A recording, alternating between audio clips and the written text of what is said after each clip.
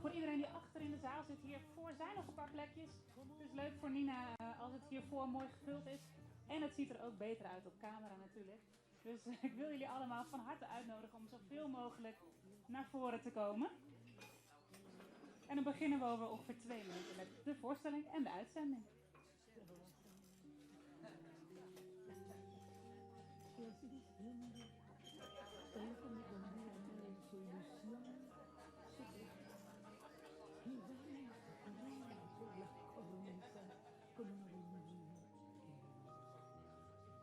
Del manicomio aplauden.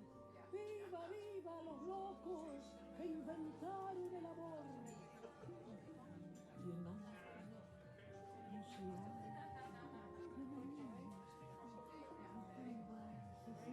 no sabe saludar a la gente linda. Y el loco, que se provoca campanarios con la risa.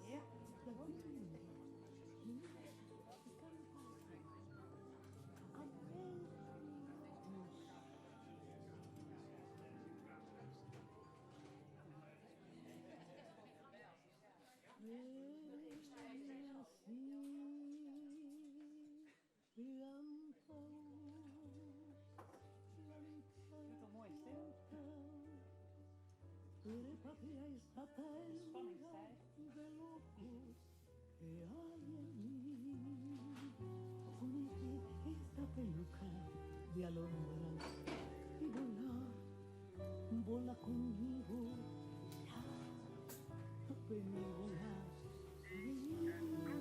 Welkom, goeiejoen alliëren, goeiejoen on de mensen thuis en goeiejoen on iedereen in de zeel. Waar we doen een hele bijzondere uitsturing van Iepen Up Live. Het is deze week geen talkshow, maar we hebben een speciale theatervoorstelling. Daardoor is het alle keer wat oors als oors. Ik vreeg je hem net om te klappen. Nou, nog net. Het liefst wel aan het eind van de uitsturing, als de voorstelling voorbij is. Maar nu vreeg je hem alweer om zo stil mogelijk zitten te blijven en al je aandacht uit te laten gaan naar Nina Timmersma. Heel bij de voorstelling zit een kwartier onderbreking. Dan krijgen we muziek van Tessa van der Veen. Zij speelt een speciaal stuk van Scarlatti, een klassieke uitvoering. Dus blijf ik dan rustig zitten en draai hem om, want ze zit aan de andere kant van je. En al je aandacht. Eerst van Nina en vervolgens van Tessa. Ik wil je hem dus net vragen om nou te applaudisseren, maar al je aandacht te schenken aan Nina Timmersma. Een mooie joen.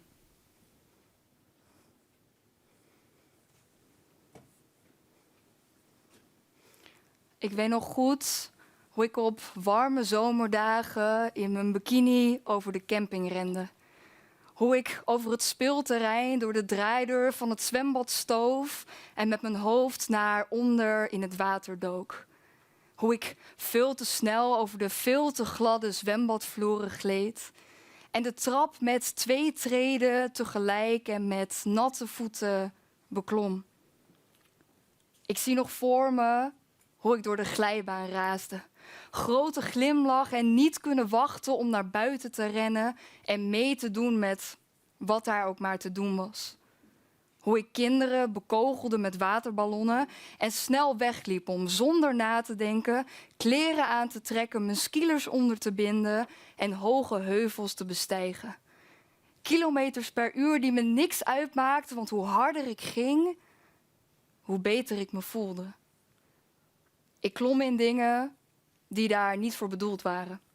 Ik bouwde boomhutten en ik sprong in de modder met al mijn kleren nog aan. Doen zonder te denken. Alle straten doorfietsen totdat ik verdwaald was. Op mijn skelter tegen stoepranden op, waardoor ik in de bosjes belandde. Papiertjes achterna die in het water waren gevallen.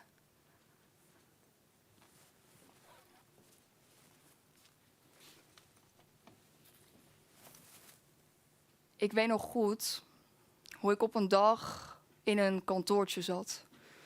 Een vrouw me vroeg hoe ik me voelde en ik geen antwoord durfde te geven. Hoe er een avond kwam waarop ik niet meer in slaap durfde te vallen. Ik niet meer alleen over straat durfde en ik begon te gillen als de telefoon ging en me verstopte onder de vensterbank. Mijn herinneringen vertellen me hoe ik veranderde. Hoe dapperheid plaats maakte voor angst en een lach voor oneindige tranen. Ze vertellen me dat ik plots elke dag moe was, geen energie meer had en het liefste alleen wilde zijn. Hoe rennen door het gras veranderde in wegrennen voor mijn gevoelens. Hoe blijdschap veranderde in wantrouwen en hoe me keer op keer getoond wordt dat niemand te vertrouwen is. Ik had nog liever 25 keer mijn enkels gebroken dan dit. Willen vallen en daar littekens aan overhouden, al is het 1 litteken voor elke dag die ik tot nu toe leef. Dan dit met me mee te dragen tot ik er ooit niet meer ben. Alles is nu veilig weggestopt. In kasten, onder banken, achter deuren. Het is er niet meer elke dag, maar het ligt altijd op de loer. Ik herinner me nog zo goed hoe ik onbezorgd kon lachen. Het was 16 april 1997. Of 23 april 1997. De basisregistratiepersonen was er niet helemaal duidelijk over toen ik een uittreksel aanvroeg. Maar mijn moeder beweert dat ik op 16 april ben geboren en zij was erbij, dus dat geloven we dan maar. Ik ben 8 dagen te laat geboren. En mensen die ik leer kennen vertel ik altijd voor de grap dat me 8 dagen ellende bespaard is gebleven. Maar als je mijn verhaal kent, is het eigenlijk niet zo grappig. Ik werd geboren in een gezin waar ik aan de ene kant ontzettend welkom was. Mijn moeder wilde altijd al kinderen en het allerliefste een meisje, dus toen ik geboren werd, toen was ze dolblij. Maar aan de andere kant had ik een vader die niet op mij zat te wachten. Toen ik geboren werd, had hij een gokverslaving. Maar gedurende mijn jeugd maakte die gokverslaving plaats voor een medicijnverslaving. En daardoor had ik 2 vaders. Een vader die onder invloed was en een vader die er werkelijk alles aan deed om onder invloed te raken. Beide mannen waren mijn nachtmerries. Ik vergeet nooit meer dat ik op een dag thuis kwam en mijn vader zat op de bank.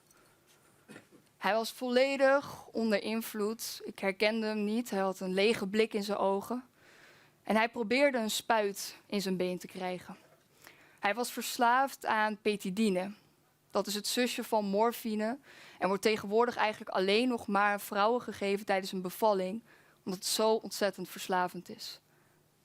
Hij deed een verwoede poging om de spuit in zijn been te krijgen, maar dat lukte niet. Hij kwam zo half overeind en hij viel weer naar achter. En hij zei, meisje, wil jij het even proberen? Ik stond daar. Ik wist niet hoe ik moest reageren. Ik heb het op een gillen gezet en ik ben naar boven gegaan. Dat is 1 van de incidenten. Op Koninginnedag, toen nog Koninginnedag, belandde er een spuit in mijn arm. Soms kwam ik thuis, dan lag het raam eruit. Een andere keer kwamen we thuis en dan stond het gasfornuis nog aan en lag er ergens anders een brandende sigaret. Er droop yogi uit de koelkast, alles was kort en klein geslagen. Je kan het je zo gek niet bedenken, maar voor mij was het normaal.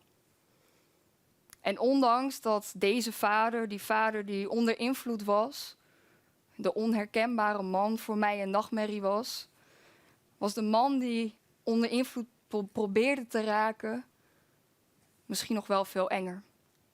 Hij was onberekenbaar. Hij was agressief en hij kende zijn grenzen totaal niet meer. Er was op een dag, er was ons verteld dat hij geen pijn meer kon hebben. Dus de medicijnen die hij kreeg, kon hij niet meer gebruiken voor zijn pijn, want die had hij niet. Hij kreeg de medicijnen al niet meer bij de apotheek en ook niet meer op recept. Dus ook wij besloten dat hij het niet meer mocht gebruiken en wij verstopten het in mijn slaapkamer. Want daar zou hij wel niet komen, toch? We zetten een matras voor de deur. Mijn moeder sliep in die tijd bij mij omdat ik niet alleen durfde te slapen. En midden in de nacht hoorden we gerommel aan de deur. Met grof geweld ging de deur open en mijn vader kwam binnen. En hij zei: San, alsjeblieft, ik heb zoveel pijn. Ik kan niet zonder. Wil je me alsjeblieft mijn medicijnen geven? Het antwoord was nee. Maar zoals ik al zei, mijn vader kende zijn grenzen niet, dus hij begon mijn kamer overhoop te halen. Alles ging kapot. Uiteindelijk vond hij zijn spullen in de kast, is hij weer weggegaan en geen idee waar hij toen naartoe is gegaan.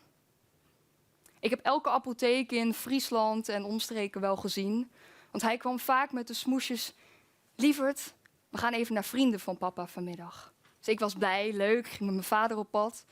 En dan belanden we weer in de zoveelste apotheek. Dus na een tijdje zei ik: nee, ik ga niet meer mee. Ik wil helemaal niet meer mee.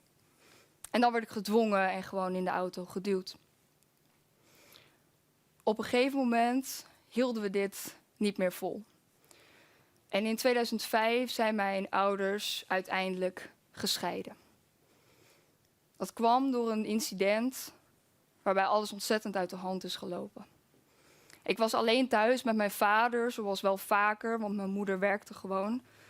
En hij had weer een van zijn buien en hij begon met grote spullen door de kamer te gooien. En ik had als klein kind, als klein meisje, ooit zo'n levensgrote pop gekregen. Was ik dolblij mee, maar die pop was dus ook even groot als ik. En die pop die ging richting mij. Hij raakte me net niet, want ik kon wegkruipen. En heel snel kroop ik in het halletje.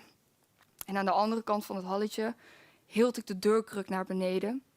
Dan kon hij in ieder geval niet binnenkomen. En ik wachtte daar op handen en voeten tot het stil geworden was. En toen ik geen geschreeuw meer hoorde, geen geraas en toen ik ook geen spullen meer hoorde, toen kroop ik op handen en voeten door de woonkamer, griste ik de huistelefoon van ons dressoir en heb ik ergens met mijn verstand het telefoonnummer van het werk van mijn moeder kunnen aanklikken. Ik hoorde haar stem aan de andere kant en ik ben gaan gillen. Ik kon niet praten. Ik was zo vreselijk bang dat het enige wat ik kon doen op dat moment ook maar gewoon laten merken dat ik bang was. En je kunt al haar collega's van die tijd nog vragen, want de gil ging ongeveer over de hele afdeling. Als je gaat scheiden, als je uit elkaar gaat, dan hoop je dat er in die periode daarna rust komt. Ik had meerdere malen aangegeven in brieven en in telefoongesprekken dat ik mijn vader toen even niet wilde spreken of zien. Het was even klaar voor mij, ik wist niet wat ik met hem in mijn leven moest. Maar mijn vader accepteerde dat niet. Hij begon te bellen. 10 keer per dag, 20 keer per dag, totdat uiteindelijk zo'n 60 keer per dag de telefoon rinkelde. En als we dan niet antwoorden op die telefoontjes, dan begon hij te sms'en. In die tijd hadden ze nog geen WhatsApp, dus waren het sms'jes. Soms stuurde hij dat hij van me hield en dat hij me miste. Dat was niet zo vaak de aard van de sms'jes. Wij kregen sms'jes waarin stond: vandaag is je laatste dag. Morgen kom ik je hele familie vermoorden, dus geniet ervan vandaag. Tijdens de avondvierdaagse kreeg ik een volledige beschrijving van hoe mijn kleding eruit zag, terwijl ik hem nergens zag. We kregen sms'jes dat er een Lexus voor de deur stond. En dat als we naar buiten zouden lopen, dat de Lexus, degene die daarin zat, ons mee zou nemen.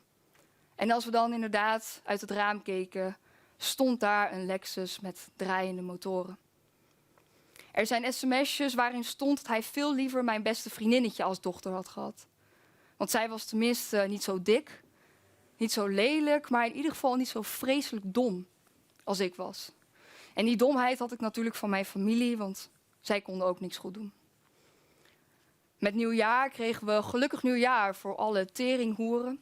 Bedoeld voor mijn moeder, mijn oma en mij. En het erge is dat we zijn nu een hele tijd verder. Maar er is één sms'je dat ik tot op de dag van vandaag nog steeds niet heb gelezen. Ik kan me er niet toe zetten om de woorden te lezen die hij daar heeft opgeschreven. Ik ben dol op katten. En als klein kind had ik Bassie. Dat was mijn favoriete kat. Dat beest volgde me overal en ik kon niet blijer zijn dan dat zij bij mij was. Ergens op een dag werd zij spontaan ziek. We wisten niet waarom, dus we gingen met haar naar de dierenarts.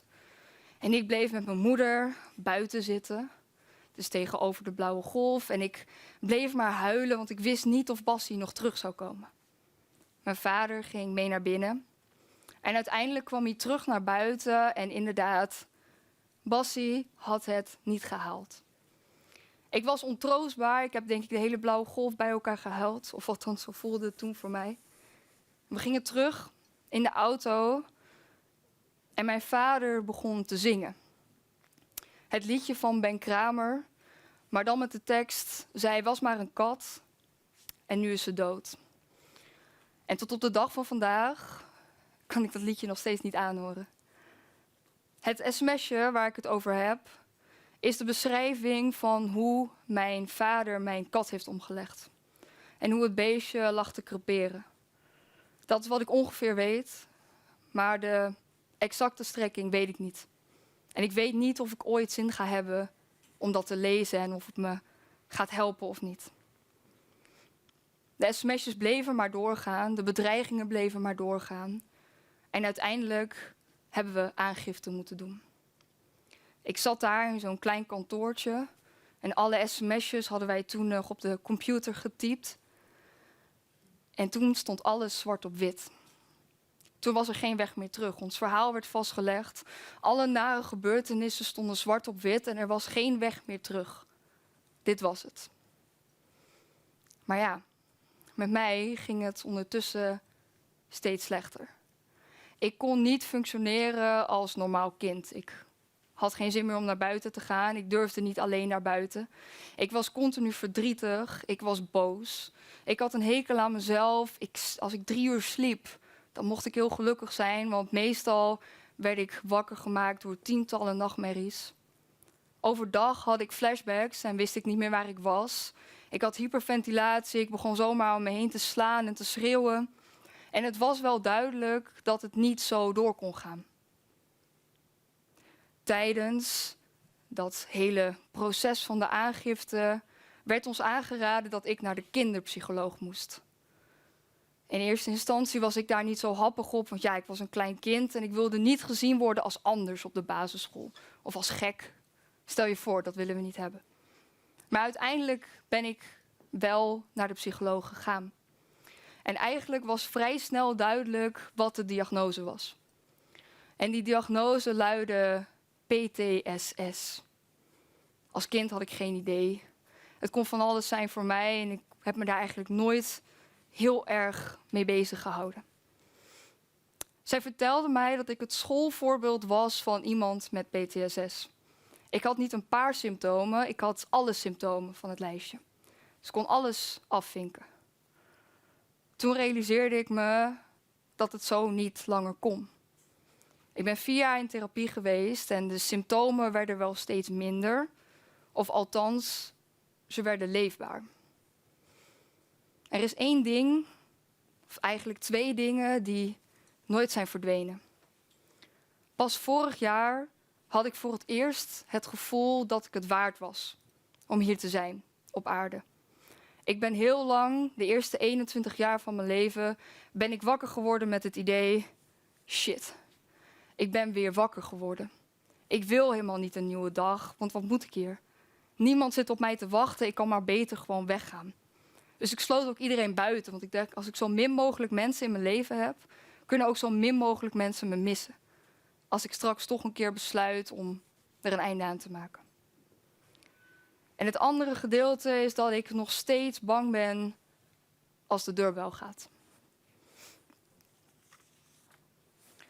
Maar zo erg is het niet wat je hebt meegemaakt. Midden in de nacht de deurbel. Klaar wakker op bed, pupillen worden groot, adem stokt en komt tot leven in een pieperig traag tempo. Pijn. Zware armen, knieën op slot, ik kan niet opstaan. Niet opstaan, zeg ik, niet opstaan. Opstaan. Water drinken, ik hoor je stem. Nee, wacht, dat kan niet. De deurbel gaat. De deurbel gaat, mijn maag draait zich hoorbaar om, wazig gezicht, droge mond, snelle ademhaling. Ik wil schreeuwen, maar alles is zo stil. Ga maar liggen. Ga maar weer liggen, doe maar. Er is geen reden om bang te zijn. Boek valt uit kast. Hartslag versnelt bij elk geluid. Doe je ogen dicht. Ga slapen, ga slapen. Nee, morgen is het wel weer over. Morgen is het helemaal niet over. Ik verstop me. Ga niet douchen en ik ben bang voor elk geluid en voor elke keer dat ik mijn brievenbus open. Pupillen nog steeds groot. Angst overal in mijn lichaam en de pijn is een teleurstelling. Want deze tranen kan je niet bedwingen. In die pijn die ik voelde van het hier niet willen zijn, vond ik vorig jaar een lotgenoot. En die lotgenoot trof ik aan in de Ajax van de Griekse tragediedichter Sophocles. Wat gebeurde er met Ajax? Ajax was kwaad. Hij had niet de wapenuitrusting gekregen van de grote held Achilles. En het liefst wilde hij zijn officieren omleggen. Hij was zo vreselijk boos en dat was zijn plan. Een van de godinnen zorgde ervoor dat hij waanzinnig werd. Het werd zwart voor zijn ogen en in die waanzin heeft hij een kudde schapen omgebracht. En toen hij weer bij zinnen was, zag Ajax wat hij had gedaan. Hij schaamde zich kapot dat hij deze ravage had aangericht. Hoe kon hij nog kijken naar zijn vader? Hoe kon hij nog kijken naar zijn vrouw en naar zijn kinderen als dit de man was die hij geworden was? En iedereen probeerde hem ervan te weerhouden en zei: Ajax, je bent het waard om hier te zijn. Je moet hier blijven. Er zijn mensen die van je houden. Laat ons niet achter. Maar Ajax kon niet leven met deze schaamte.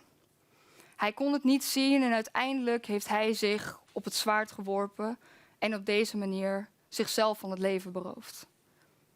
En ik ben geen soldaat en ik durf niet te beweren dat ik heb meegemaakt wat er wordt beschreven dat deze man heeft meegemaakt. Maar de schaamte, dat je echt ziet wat je jezelf, maar ook je omgeving aandoet, dat herkende ik. Die intense pijn, dat intense verdriet dat je niet meer kan leven met wat er om je heen gebeurt, was voor mij zo herkenbaar dat toen ik de tragedie las, dat ik in tranen uitbarstte. En ik was niet de enige. De tragedie is opgevoerd voor duizenden veteranen in Amerika. En ze stonden massaal op om te roepen: I am Ajax. Er kwamen mensen naar hen toe die zeiden: mijn zoon, die zo lang in Irak heeft gediend, voelt zich eindelijk niet meer alleen. Daarvoor wil ik je bedanken. Ik vond mijn lotgenoot in Ajax, 2500 jaar geleden, hebben we het dan over. Na de hele periode met mijn vader hoopte ik op rust. Ik ging naar de middelbare school en daar ging eigenlijk alles wel redelijk. Ik had niet echt vrienden. Ik vond niet echt aansluiting, maar ik had wel mensen met wie ik omging. Dus dat was voor mij op dat moment voldoende. In 2012 overleed mijn opa. En nadat mijn vader weg is gegaan, of eigenlijk nadat wij bij mijn vader zijn weggegaan, had mijn opa die rol op zich genomen van vader. Dus toen hij overleed, had ik verwacht dat er een heel intens verdriet bij mij zou zijn. Ik zag de hele familie om me heen instorten. Iedereen huilde, was aan het schreeuwen en kon maar niet geloven dat dit was gebeurd. En ik zat daar en ik huilde wel, maar dat intense verdriet, dat bleef uit. Door de PTSS en door alles wat er was gebeurd, was ik zo vlak geworden qua emoties, dat ik enorme blijdschap niet meer kon voelen, maar enorm verdriet ook niet meer. Alles bleef voor mij zo. En ik was heel kwaad op mezelf toen, want ik huilde om de kleinste dingen en hier niet om. Dat is toch belachelijk? Vorig jaar moest ik voor een van mijn colleges de Andromache lezen. De Andromache van de andere bekende Griekse tragediedichter Euripides. Andromache is letterlijk iedereen verloren in haar leven. Ze heeft gezien hoe haar man een paar keer rond een muur werd gesleept. Ze kreeg te horen hoe haar zoontje van diezelfde muur was afgegooid. En tot overmaat van ramp moest zij slaaf worden van de zoon van de man die haar eigen geliefde had vermoord. Alles in haar leven was misgegaan. En het enige wat Andromache op een gegeven moment nog kan, is huilen. Ze huilde om haar verdriet en om iedereen die ze had verloren. En ik las de tragedie. En ik zat toen in Athene, waar ik nog veel meer over ga vertellen. Maar ik zat daar en ik merkte aan mezelf dat ik emotioneel werd. En ik dacht, waarom? Want ik heb niet zoiets meegemaakt, toch? Maar daar ging het niet om. Ik was iemand verloren die mij ontzettend dierbaar was. En ik realiseerde me door haar verhaal dat ik verdriet mocht hebben. Dat ik het waard was om verdriet te hebben. En door de tragedie, door het verhaal dat ik las, heb ik eindelijk mijn rouwproces kunnen starten. 6 jaar na dato. In die periode heb ik nauwelijks iets gevoeld. En nu kwam alles 8 keer zo hard binnen. Ja. En toen was het 2012. Ik ging steeds dichter naar mijn eindexamenjaar. En ik wist in mijn eindexamenjaar precies wat ik wilde studeren. Griekse en Latijnse taal en cultuur. Iedereen verklaarde me voor gek, want daar ga je nooit rijk mee worden natuurlijk. Dat klopt, maar dat doet er ook helemaal niet toe. Ik wist dat ik dat wilde studeren en ik ging recht op mijn doel af. Of althans, ik ging bijna recht op mijn doel af. Zoals ik al zei, was er 1 ding in mijn leven dat ik nog steeds miste. En wat ik miste was dat stukje verbinding. Iemand die mij begreep en iemand waar ik gewoon me op mijn gemak voelde. En daar ging het mis. Die verbinding en dat fijne gevoel, dat vond ik bij een van mijn middelbare schooldocenten. En dat was niet de handigste beslissing. In het begin spraken we elkaar af en toe gewoon een beetje tijdens de les. Af en toe een hand op mijn schouder, maar niks waarvan ik dacht, ik voel me hier niet goed bij. Ik voel me hier niet fijn bij. Dus ik dacht, ik laat het zo. Op een gegeven moment komt hij naar mij toe en hij overhandigt mij een boek. En dat boek ging over waar ik mijn profielwerkstuk over schreef. Dat moet je schrijven op het gymnasium. En dat deed ik natuurlijk over de klassieke oudheid, want waarover anders. Dus hij kwam aanzetten met dat boek en hij zegt tegen mij, terwijl hij het overhandigt, als je het uit hebt, dan moet je me maar even mailen. En ik dacht, oké, ik zie je 3-4 keer per week, want ik heb les van je, maar dat deed ik.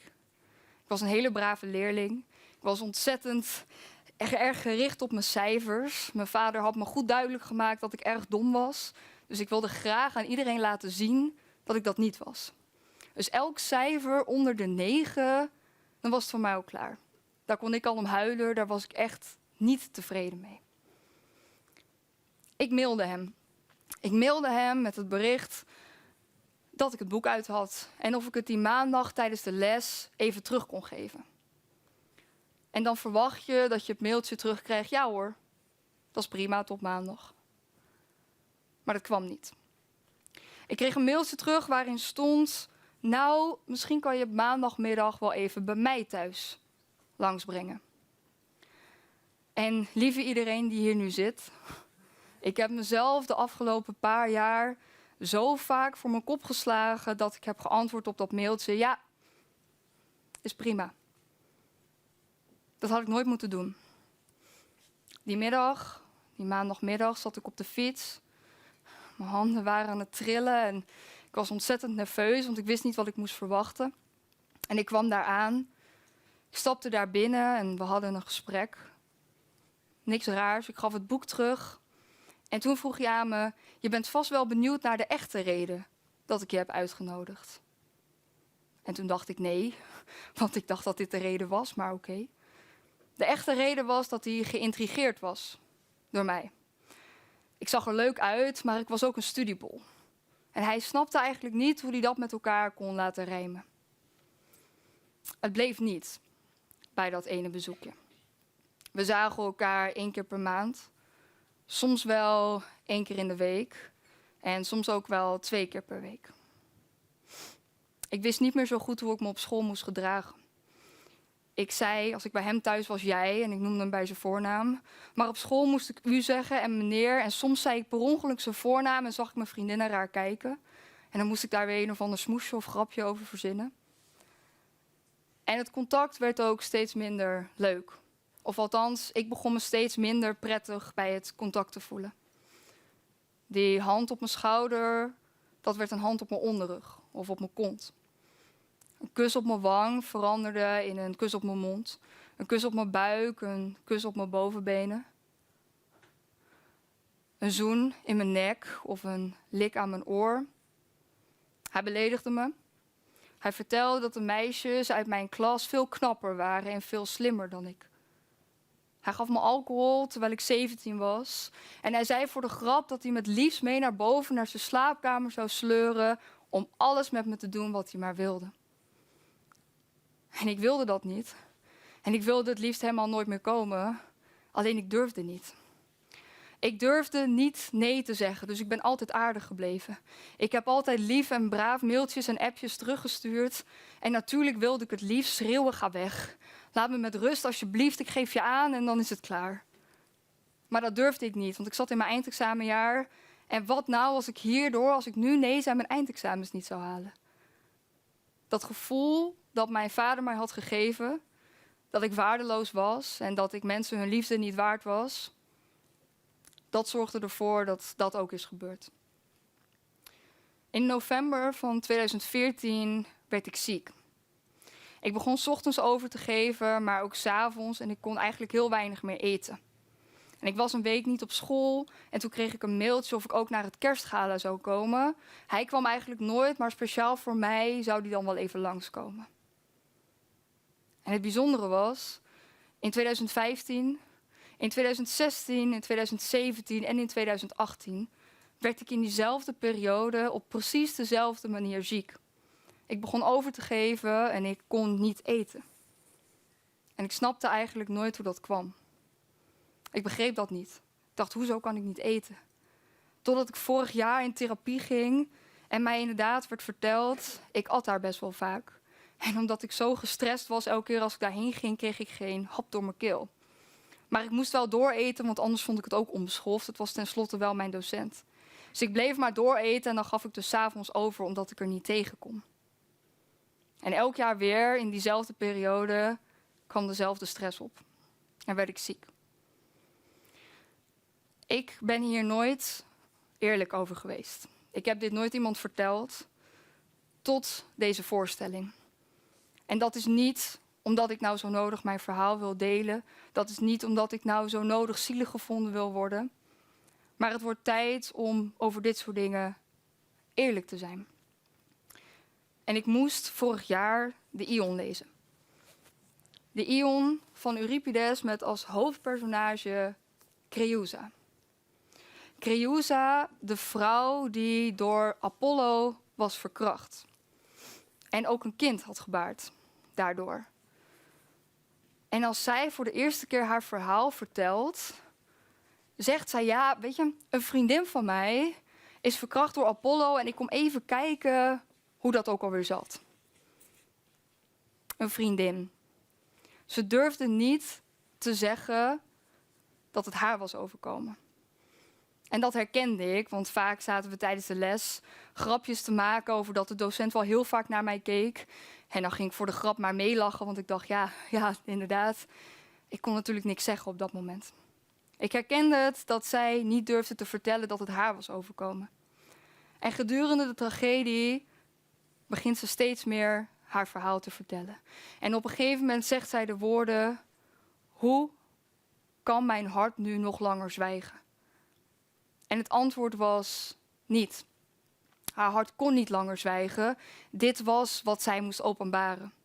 Dit was wat zij moest vertellen. En toen ik dat las, toen dacht ik, ja, het wordt tijd dat ik eerlijk ben. Ik kan mensen helpen met mijn verhaal en dat moet ik ook doen. En de tragedies, het verhaal van Creusa, maar ook het verhaal van Ajax, het verhaal van Andromache zorgde ervoor dat ik eindelijk open kon zijn over mijn gevoelens. Dit eerste gedeelte sluit ik af met een gedicht dat 1000 dagen heet. Ik las laatst in een tijdschrift dat de cellen in je huid zich zo vaak en snel vernieuwen dat je na 7 jaar een volledig nieuwe huid hebt. 7 jaren maar. 2555 dagen tot mijn lichaam jou vergeten is. Nog 1000 dagen. En dan heb ik een omhulsel dat nooit door jou is aangeraakt. Lippen die de jouwe nooit hebben gevoeld. Een huid die het luchtje dat je droeg nooit in zich heeft opgenomen. Misschien kan ik dan weer aan mensen ruiken met die geur zonder over mijn nek te willen gaan. Misschien schrik ik dan niet meer van elke onverwachte aanraking. Of zullen mijn spieren zich blijven samentrekken bij de gedachte alleen al. Misschien voel ik me dan niet meer opgelaten als ik mijn bord niet leeg eet en het uit schuldgevoel dan toch maar leeg eet. Nog 1000 dagen. Nog 2,8 jaar. Ik tel de keren niet mee dat je alleen mijn kleren aanraakte. Alleen de keren huid op huid. Maar het is bijna voorbij. Ik heb bijna een pantser dat door jou nooit is betast.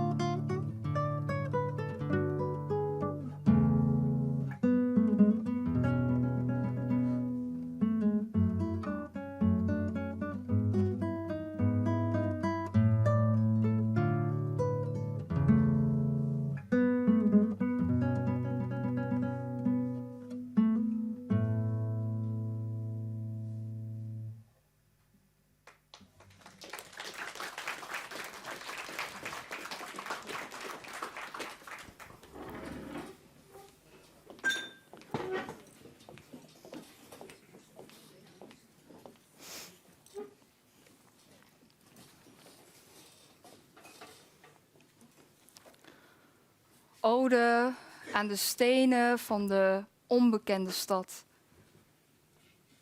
Ze zat daar op een muurtje in een stad waarvan ze de steegjes nog niet kende. Haar zonnebril op en een kort jurkje aan. Met beide handen omklemde ze een beker waarin een drankje zat dat eruit zag alsof de vitamines er elk moment uit konden barsten. Een voor haar onbekende man zat naast haar. Hij was op zoek naar een gesprek, dus vertelde hij haar dat hij uit Parijs kwam. Hoe hij daar weg was gegaan om in een nieuwe stad een beter leven te beginnen. En hij sloot zijn verhaal af met de vraag: en jij, mooi meisje, waar kom jij vandaan? Een makkelijk ogende vraag. Maar achter die zonnebril draaide er een brein op volle toeren. Ze voelde zich Oedipus. Alsof de hele wereld het antwoord op de vraag wist en het recht in haar gezicht schreeuwde, maar zij hem het antwoord schuldig moest blijven. Er ontstond wel een gesprek, maar het was eenzijdig, ongemakkelijk. Ze was koel en ze was moe. Ik zag het aan haar. Aan haar ogen en de manier waarop ze haar beker vasthield, alsof ze bang was om ook die nog kwijt te raken. Zo bekeek ik haar een uur lang vanaf de overkant van de straat. En daarna volgde ik haar. Ik zag haar bescherming zoeken bij de tempels en de kerken in onze stad.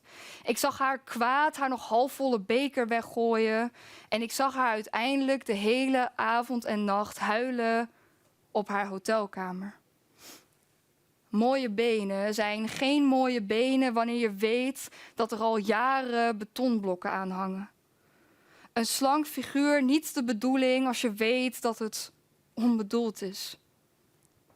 Prachtige ogen van geen waarde als ze nergens meer van gaan stralen. De buitenkant bewonderen, des te pijnlijker als je weet dat het juist daar zo vaak om heeft gedraaid. Ik heb haar lange tijd bekeken tot ze plotseling uit mij verdween. Ik hoop haar ziel opnieuw te ontmoeten en haar rust te geven tussen mijn stenen. Het gedicht dat ik net voordroeg gaat over mijn reis naar Athene, die ik in 2018 heb gemaakt. En ik wil jullie daar heel veel over vertellen, want dat is waar deze hele voorstelling is ontstaan. Maar om te kunnen begrijpen waarom ik die reis heb gemaakt, moet ik eerst nog iets anders vertellen. In september 2017 kwam ik te werken op mijn oude middelbare school. Ik heb klassieke talen gestudeerd en het liefste wat ik wilde was natuurlijk mijn kennis overdragen. Maar ik had wel heel goed van tevoren nagedacht. Ik dacht, ga ik deze baan wel accepteren? Want ik word natuurlijk elke dag geconfronteerd met iemand die ik liever niet wil zien. Maar ik was 20, sterke, stoere vrouw, dus dat doen we even. Ja, dat doen we even. Dat was niet de slimste beslissing. Ik kwam de eerste dag binnen en ik stond met een clubje collega's te praten en ik zag hem staan aan de andere kant van de lerarenkamer. Hij keek me af en toe wel aan, maar ik dacht, hij kon vast niet met me praten. Na een tijdje komt hij op me af. Hij pakt me vast, geeft me 3 zoenen en zei, nou wat stom zeg. Ik had je nog even welkom willen appen, maar dat ben ik helemaal vergeten.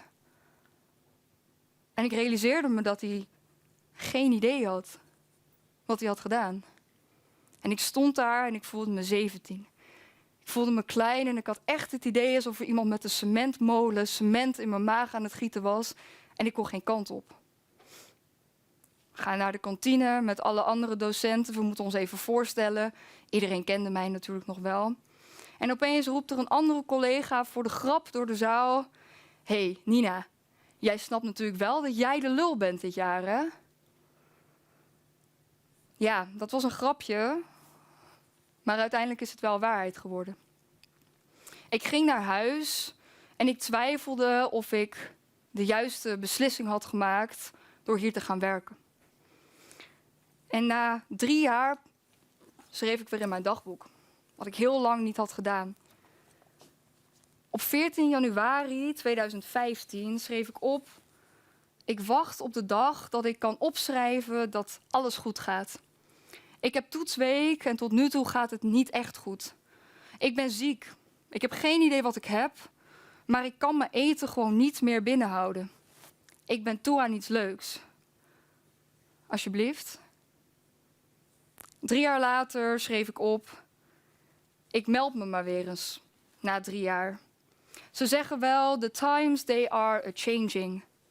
Het is zo, maar ik bevind me weer in dezelfde shit als 3 jaar geleden.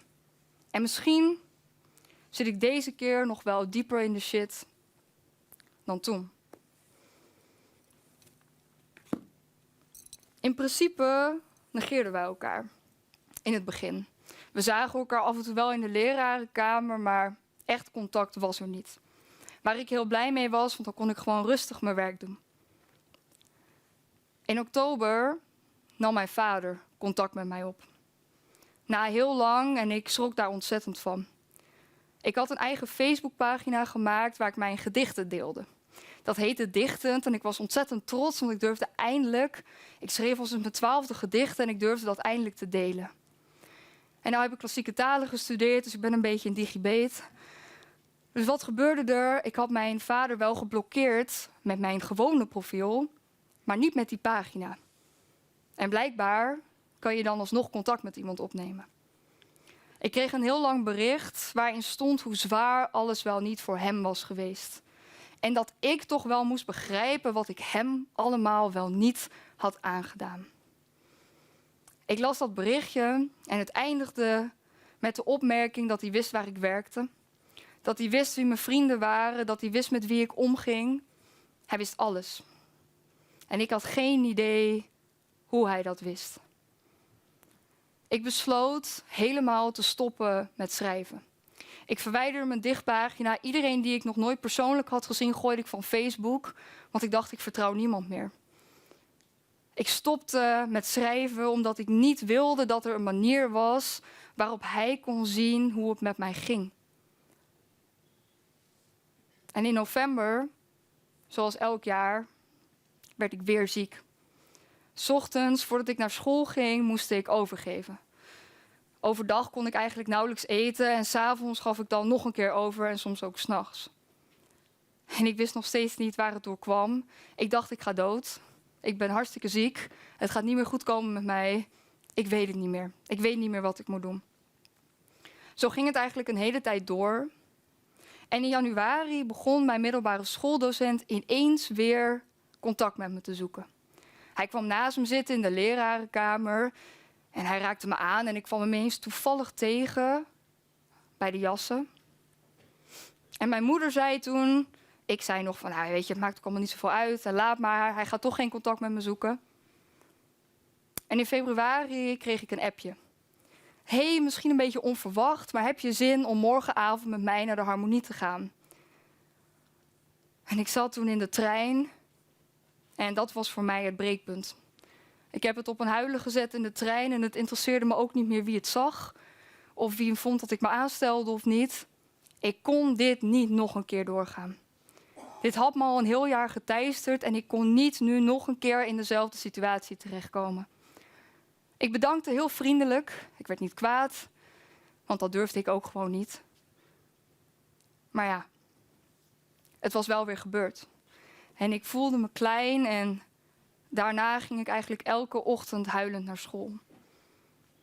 En op 28 februari ging het mis. Die avond daarvoor was mijn Duitse lief er en daar was ik super blij mee, want ik had hem al heel lang niet gezien.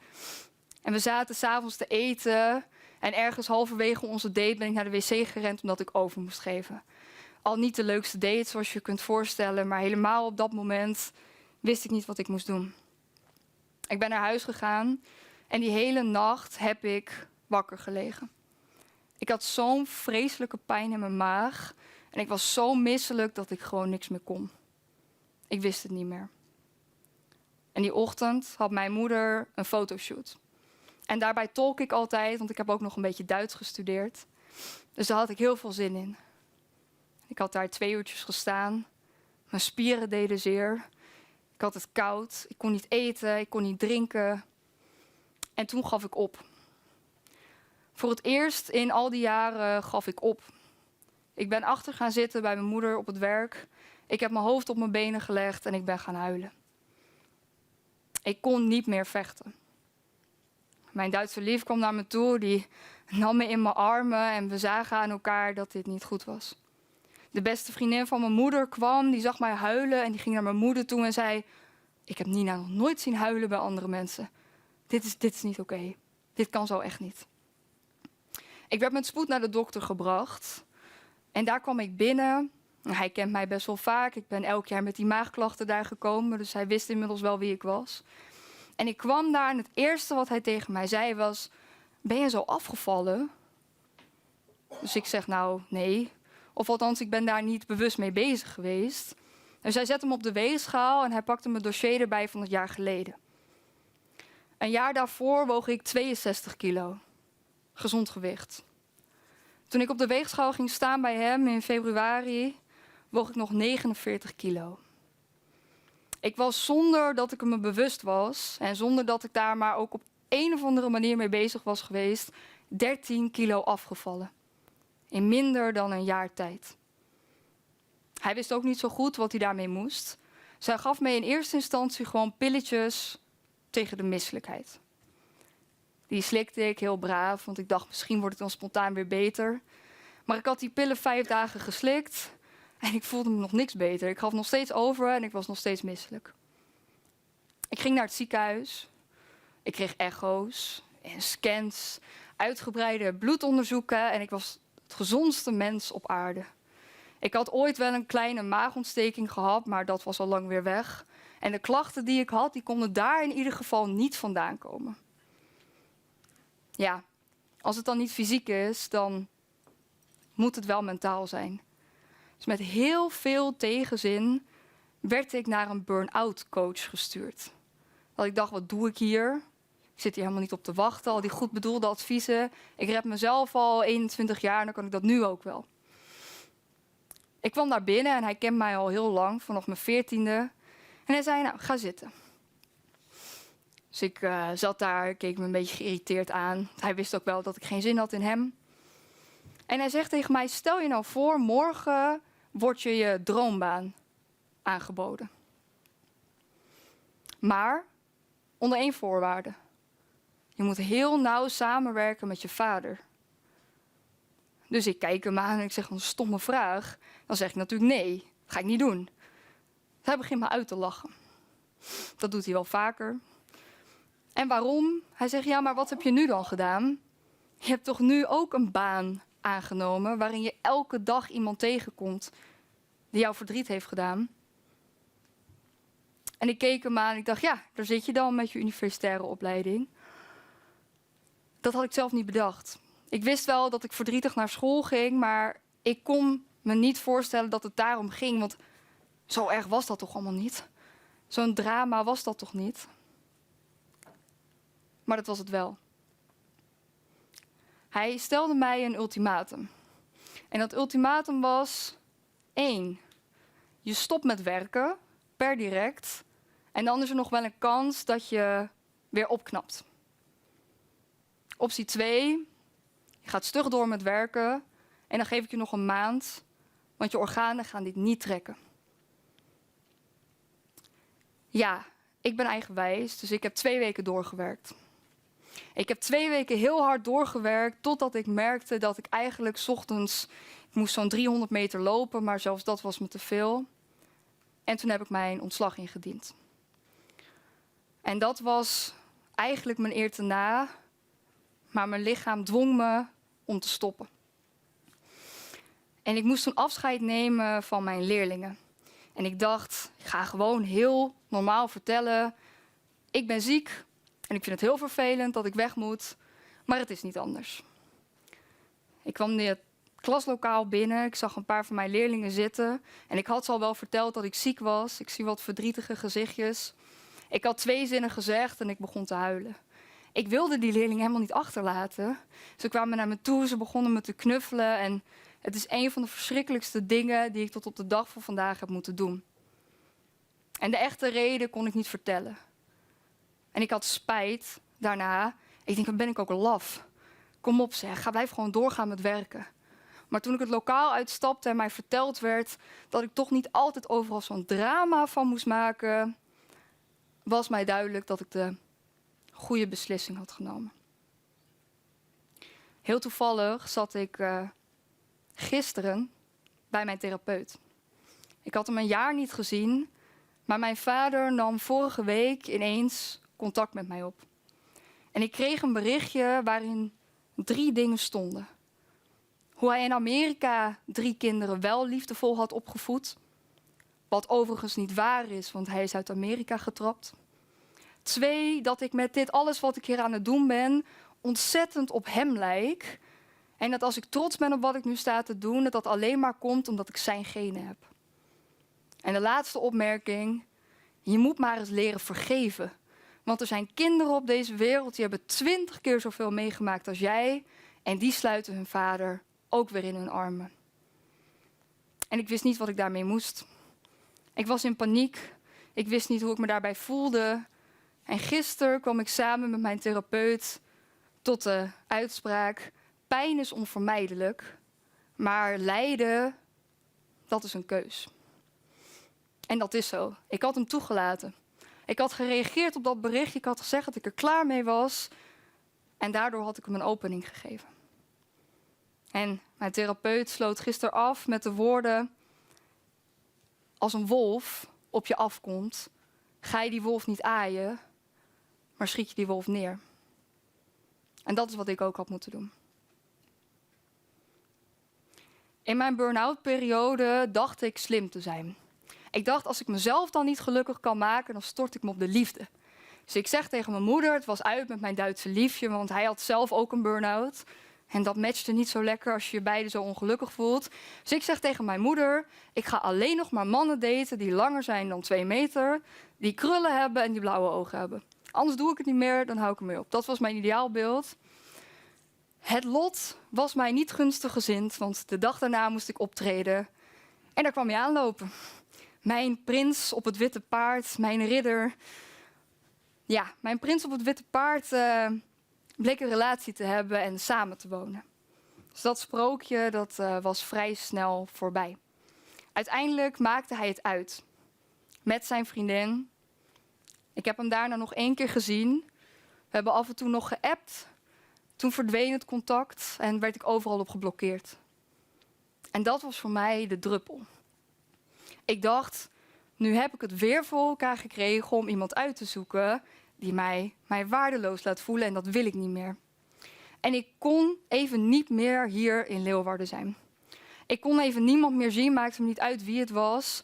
En ik heb heel spontaan, of eigenlijk niet helemaal spontaan, wel met voorbedachte raden, ging ik naar TUI en boekte ik een reis.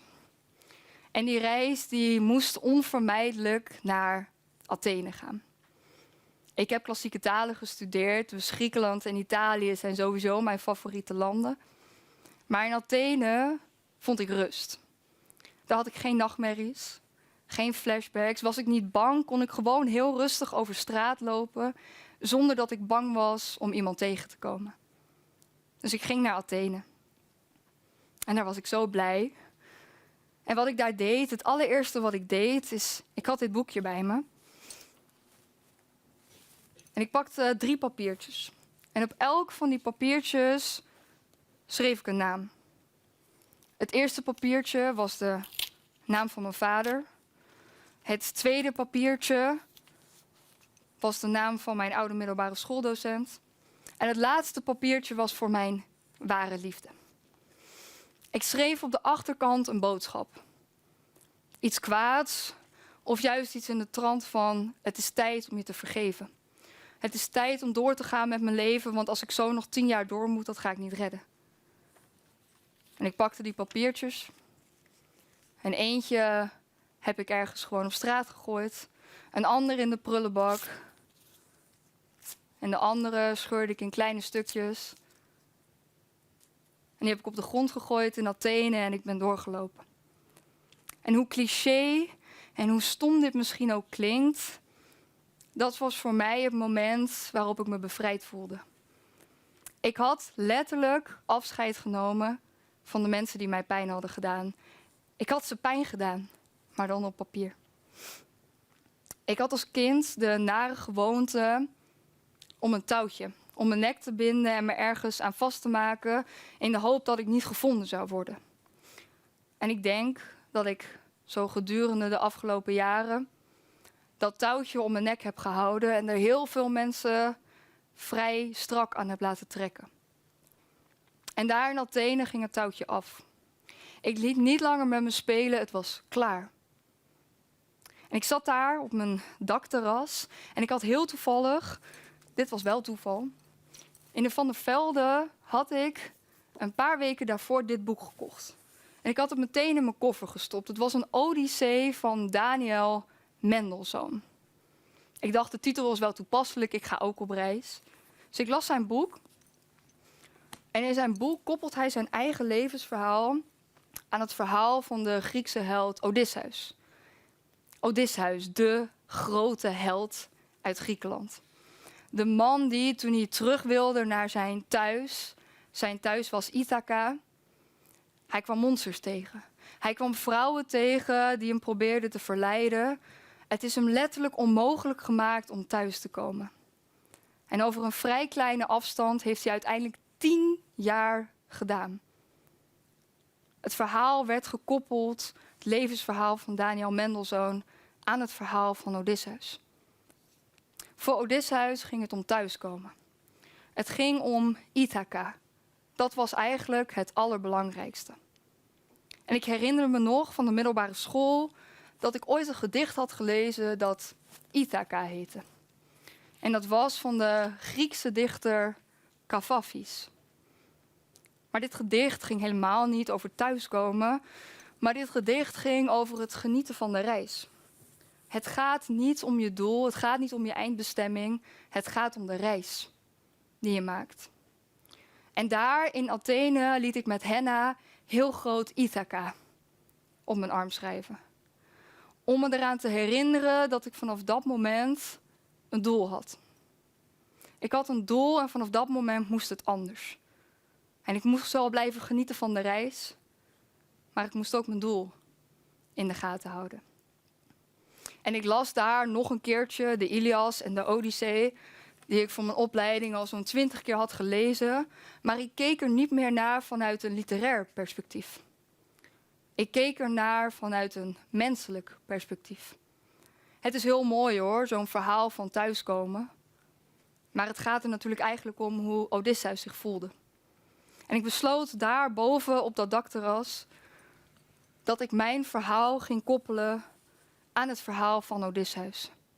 Dus ik schreef een stuk dat 1 uur duurde, waarin ik zijn ellendige dingen koppelde aan mijn ellendige dingen. En dat heb ik 1 keer gedaan en toen vond ik het te confronterend, dus uiteindelijk toch maar niet meer gedaan. Ik las zijn verhaal en ik besloot dat ik iets wilde gaan doen als ik weer terugging naar de universiteit over PTSS. PTSS was wat ik had, dat hadden ze me ooit in mijn jeugd verteld. En ik wilde daar nu eens wel eens wat meer over weten.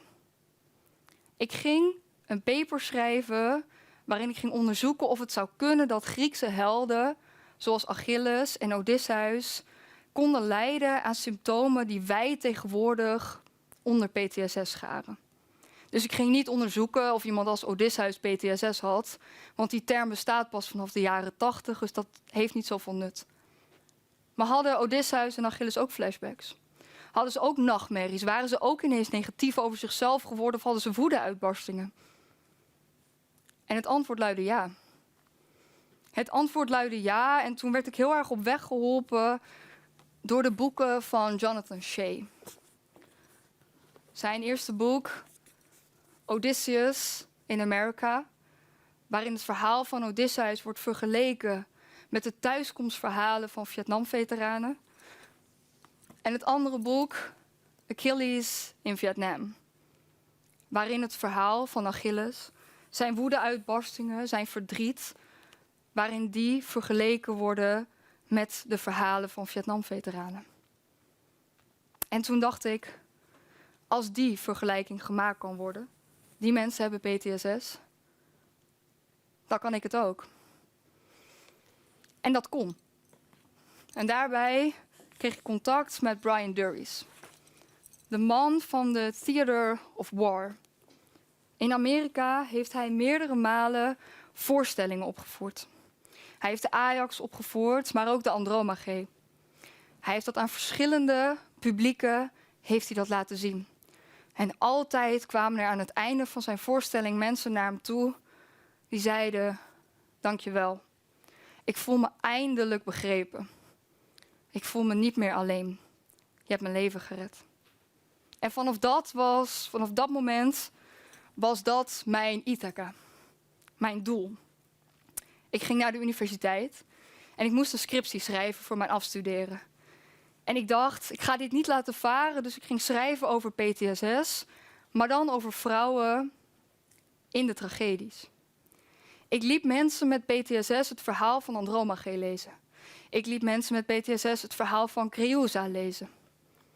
En ik kreeg van iedereen exact dezelfde quotes terug, waarin zij zich begrepen voelden. De quotes waar ik zo ontzettend door ontroerd was geraakt. En of dat allemaal academisch verantwoord was, of ik daarop een 9 zou krijgen, zelfs dat boeide me niet meer.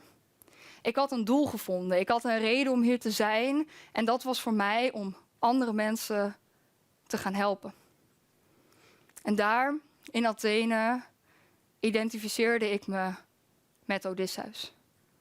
Ik was ook op reis. Ik was op weg naar mezelf en ik wist niet echt wie dat zou zijn. Want ik had het idee, als je alle trauma uit mij haalt en alle pijn, wat blijft er dan eigenlijk nog over? En die reis moest ik maken en die reis moest ik grotendeels alleen maken. En het klinkt misschien heel bizar. Een therapie op basis van Griekse tragedies. Wie verzint er zoiets? Ik ben niet de eerste. In Amerika is er op dit moment een therapie en daarin worden jonge veteranen begeleid tijdens het lezen van de Ilias en de Odyssee. En op die manier kunnen zij een soort betekenis geven aan hun gevoelens. Dat is natuurlijk hetgene wat ik ook het liefste zou doen. En als ik zeg dat er 75% van de veteranen uiteindelijk naar de drugs of naar de alcohol grijpt. En dat 33% van de vrouwen die aangerand zijn of verkracht uiteindelijk suïcidale gedachten krijgen. En dat 13% daarvan uiteindelijk ook zelfmoord pleegt. En als er zo'n manier is waar we geen geld voor nodig hebben, geen dure onderzoeken. Als we dat aantal naar beneden kunnen brengen, dan zal ik me daar de rest van mijn leven hard voor maken. Want ik realiseerde me door die tragedies dat ik niet alleen ben. 2500 jaar geleden, daar hebben we het over, voelden mensen hetzelfde als ik. Dus hoezo zou ik me moeten schamen voor mijn verhaal? Hoezo zou ik hier moeten staan en moeten denken, nou, ik moet dit maar niet vertellen, want je weet maar nooit. Als mensen dit vroeger ook al voelden. Het is niet nieuw. Trauma is niet nieuw, pijn is niet nieuw en verdriet is niet nieuw. En voor iedereen die hier zit, of je nou iets kleins hebt meegemaakt wat je kapot heeft gemaakt, of iets enorms, dat maakt niet uit, want trauma's horen we niet te vergelijken. Weet dat je niet meer alleen bent.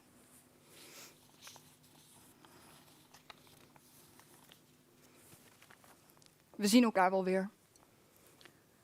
Vandaag besloot ik om je te vergeven. Niet omdat je sorry hebt gezegd of omdat je realiseert hoeveel pijn je me hebt gedaan, maar omdat mijn ziel rust verdient. Ik gun mezelf niet langer deze pijn. De nachtmerries, de flashbacks, dus ik vergeef je. Niet omdat je ineens een goed persoon geworden bent en niet omdat je nooit meer iemand pijn gaat doen. Maar mensen als jij nooit zullen toegeven dat ze mensen zoals mij pijn hebben gedaan. Omdat ik weet Dat je me gewoon zou groeten op straat. En ik het mezelf gun om dan niet boos te worden. Maar niets te zeggen en door te gaan zonder daarna nachtenlang wakker te liggen. Ik vergeef jullie. Voor het me dronken voeren om je gang met me te kunnen gaan. Voor het verpesten van mijn vertrouwen in de mensheid. Voor alle leugens recht in mijn gezicht. Alle klappen, alle beledigingen, al het verdriet, voor het me gevoelloos maken. Ik vergeef jullie.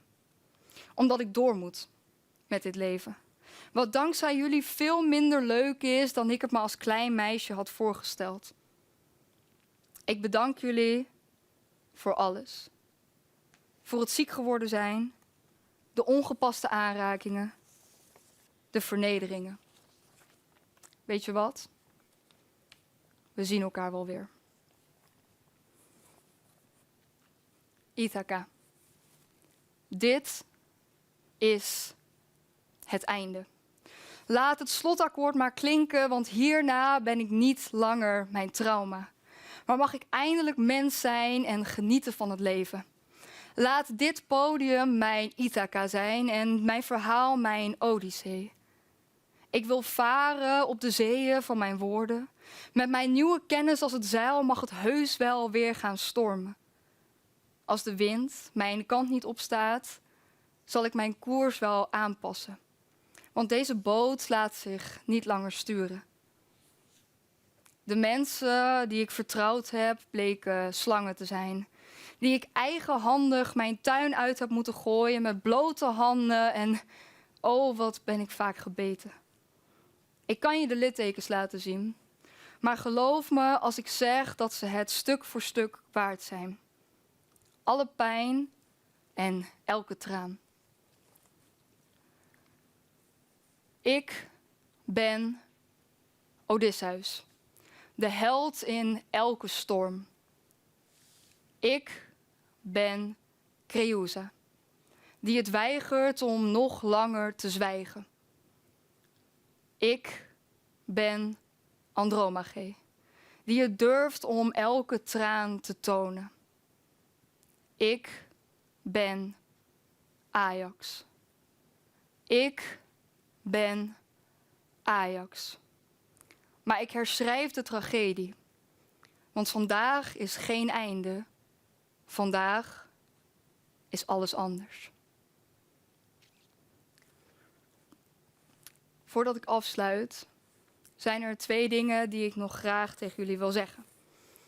Dit hele proces dat ik hier net mondeling aan jullie heb verteld, de gedichten die ik in deze periode heb geschreven, die heb ik gebundeld. En die bundel die heb ik vandaag ook mee. En dit is helemaal niet bedoeld als verkooppraatje, want dat zou het verhaal te kort doen. Maar als je benieuwd bent geworden of iets hebt herkend in mijn verhaal, is er de mogelijkheid om hem vandaag mee te nemen. En het laatste dat ik hier wel moet doen, is mensen bedanken.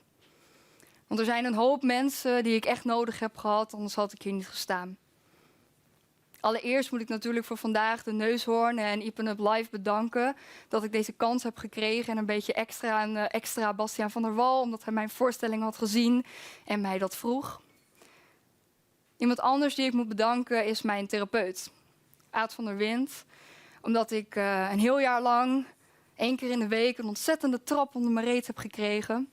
Hij heeft me vaak uitgelachen en dat klinkt misschien heel slecht, maar voor mij was dat op dat moment nodig. En zonder hem had ik hier niet gestaan, want dan was ik door blijven werken. En dat was niet goed gekomen. Ik moet mijn familie bedanken, mijn oma en mijn oom. Bij hen heb ik elke vrijdagmiddag kunnen uithuilen en dan zaten we een beetje dom te lachen om grapjes die soms best ongepast zijn. En als allerlaatste moet ik mijn moeder bedanken. Die mij de afgelopen paar maanden behoorlijk wat heeft aangedaan. Dat klinkt heel lullig, maar ze heeft me nogal laten schrikken. In augustus zat ik rustig in Zwolle. En toen belde ze me ineens, heel kalm. Ik moet zo naar het ziekenhuis, want mijn ontstekingswaarde is ongeveer 20 keer wat het mag zijn. Maakt allemaal niet zoveel uit. Dus ik zat in paniek in Zwolle, dus ik zo snel mogelijk in de trein terug. Ik heb haar 10 minuten gezien, toen werd ze naar de operatietafel gebracht. Blinde darmontsteking. En het had niet heel lang meer geduurd of het stomme ding was geknapt. En daar zat ik in mijn eentje in dat ziekenhuis, waar ik ook zo vaak had gezeten omdat mijn vader dan weer ziek was. Waar ik heel vaak heb geluncht en waar ik eigenlijk niet wilde zitten. Te wachten op het telefoontje dat mijn moeder weer op haar kamer zat. En tot overmaat van ramp bleef het daar niet bij. Want toen ze een maand thuis was, toen werden we gebeld en werd gezegd: ja, er zijn wat vlekjes op uw lever gezien. Nou ja, met mijn geluk, zoals jullie net allemaal hebben kunnen horen, dacht ik: oh nee, eindelijk gaat het goed met me. En nu ga ik mijn moeder verliezen. Dit ga je niet menen. Dit kunnen ze niet doen. Ik weet niet wat daarboven zit, maar dit kunnen ze me niet aandoen. En dat deden ze me ook niet aan. Want het bleek allemaal goed te zijn. Zonder haar had ik hier niet gestaan. Ik had geen vader, dus mijn moeder was alles. Zij bleef elke nacht met mij wakker. Zij hield me vast als ik nachtmerries had. Ze fietste met me naar school. Ze heeft letterlijk alles opgegeven, zodat ik een goed leven kon hebben. En ik denk dat er geen mooiere manier is om deze voorstelling vanavond af te sluiten dan met een ontzettend applaus voor mijn moeder.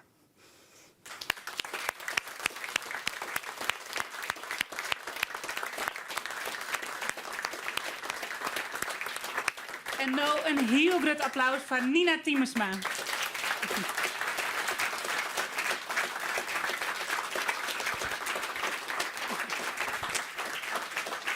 Dankjewel Nina, dat is zo Dankjewel. moedig en eerlijk wie is om je die verhaal te delen.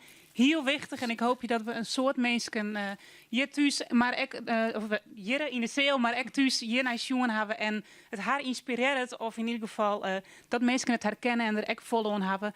Ik zorg dat een protte mensen hier in de zeel ook oordien binnen terug het verhaal heel ongrijpend. Ontzettend bedankt dat je dieren wordt van een joen. Ik bedankt aan Tessa van der Veen, die de sonate van Scarlatti hier ten gehore bracht. Verder, mensen in de zeel bedankt. De joggers thuis ontzettend bedankt. Nog een speciaal woord van dank aan Ruben, onze geluidstechnicus. Is joen voor het allerlaatst. Heel jammer voor u. Maar Ruben, een protte succes. Dan, dit wie het van een joen. Iedereen die hier is, blijf vooral nog even... keep je de dichtbundel van Nina. Of bleef hier om nog even met u na te praten over dit ontzettend bijzondere verhaal. Na je week ben we weer, dan hebben we het over Koerdistan. Iets heel oors, het conflict daar. Wat hebben wij daarmee te krijgen? Wat kunnen wij daar ontwan? Wat betekent dat voor u? Dus on Eltsenien, orenwieken, weg van harte welkom bij Iepen Up Live. Dank u wel.